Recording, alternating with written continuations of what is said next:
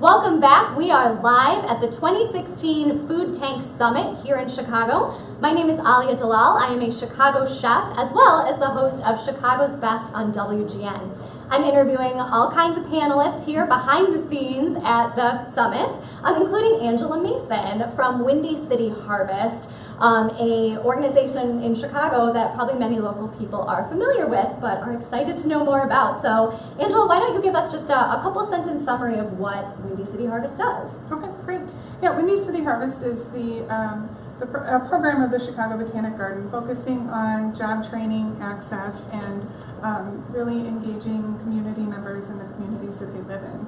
And so we've been around for 13 years and are really excited about kind of where we're going with our job training and access programs. Yeah, so tell me a little bit about that job training program. Like who is it meant for? If someone was interested in getting involved, what does that look like? Yeah, so we have 4 components. We have our youth farm, which is kind of how we got started in this whole crazy world of food. And with that, we work with 120 teenagers in 4 community areas around the Chicagoland area, including Waukegan, Washington Park, North Lawndale, and then we have one in the Loop at the After School Matters headquarters. That's been running the longest, and we've had great success. It's a youth development program, but using the farm as kind of a tool for delivering that program. We also have our core program, which is for ex-offenders and justice-involved youth, and that we work with about 35 individuals a year, with the goal of placing people either in full-time employment or getting them through the continuum and putting them into our apprenticeship program and helping them learn more about food and food systems. And the apprenticeship program is our 9-month program that we offer in partnership with City Colleges of Chicago.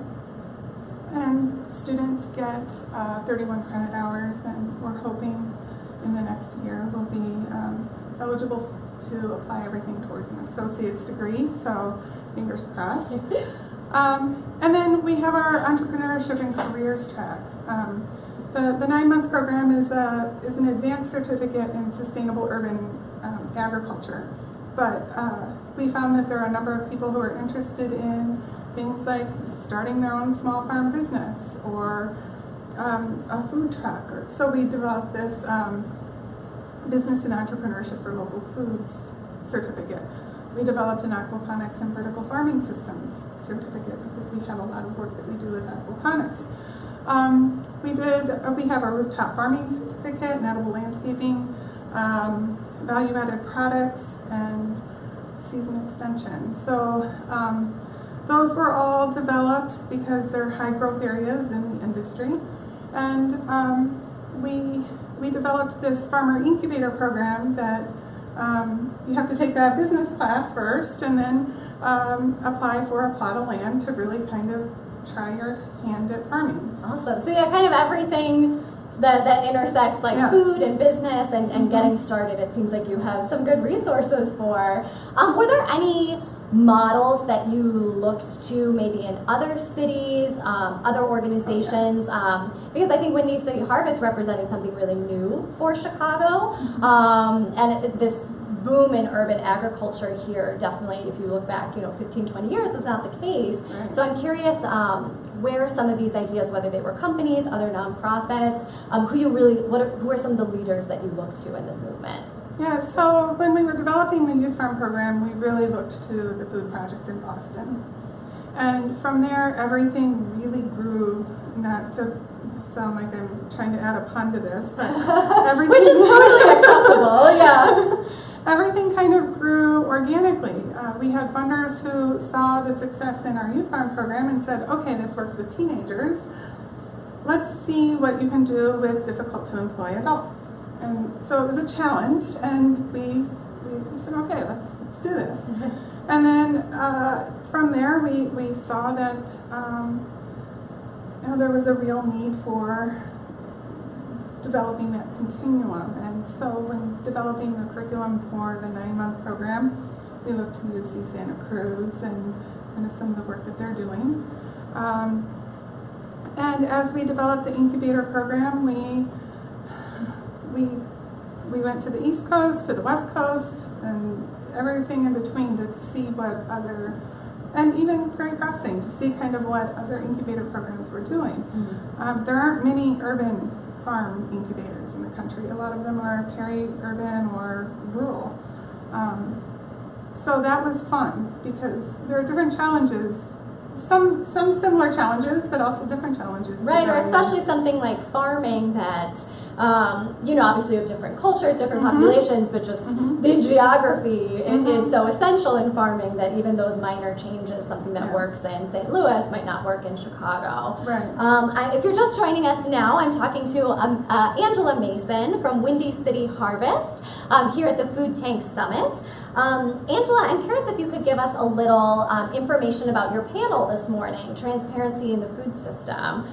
For those of us that might have been behind the scenes during interviews that time, what were some of the main themes that came up? And I'm curious too, Windy City Harvest seems like maybe an unlikely choice for that panel. I might have thought to put you guys somewhere else, so I'm curious how your organization fit into that theme of transparency as well. Yeah, so a lot of the conversation was around labeling, food labeling, and GMOs and that side of transparency, animal husbandry and transparency.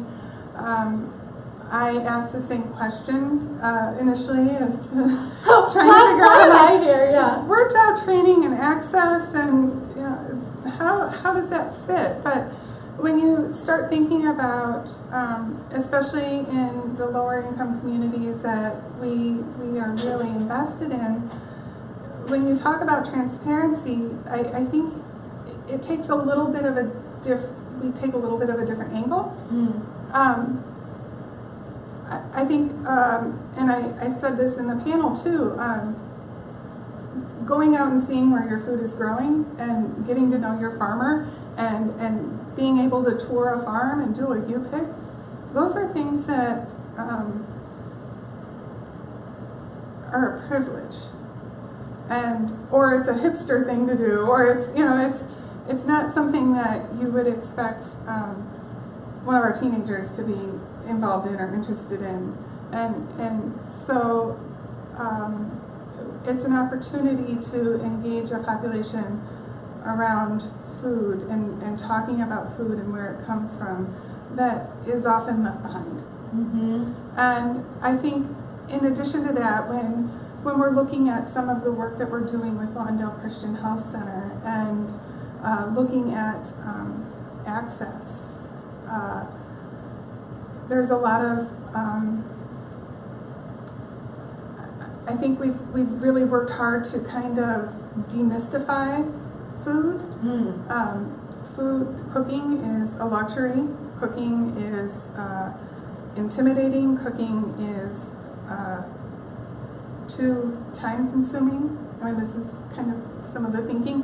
Reading food labels, and they've gotten increasingly complex. It's not just about calories. It's all of these other things, and what does that really mean?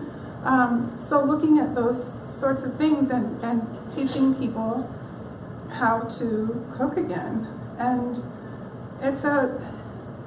you can't expect people to get a bag of produce and know what to do with it. I mean, you've gotten a CSA box that had kohlrabi in it, I'm sure, and you look at it and you're like, oh great, what am I going to do with kohlrabi?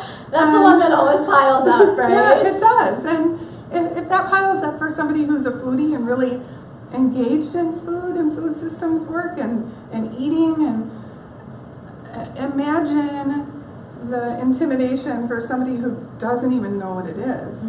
So yeah, that's really interesting. I feel like transparency meaning different things to different people, and not just assuming that we're all on the same page. So thanks for giving us that little tidbit from your panel. Thank you so much for joining me, Angela. Thank you. We are right here at the 2016 Food Tank Summit. My name is Alia Dalal. You can find out more about me at aliadalal.com. Be sure to check out more information about Food Tank, including future summits in 2017 at foodtank.com.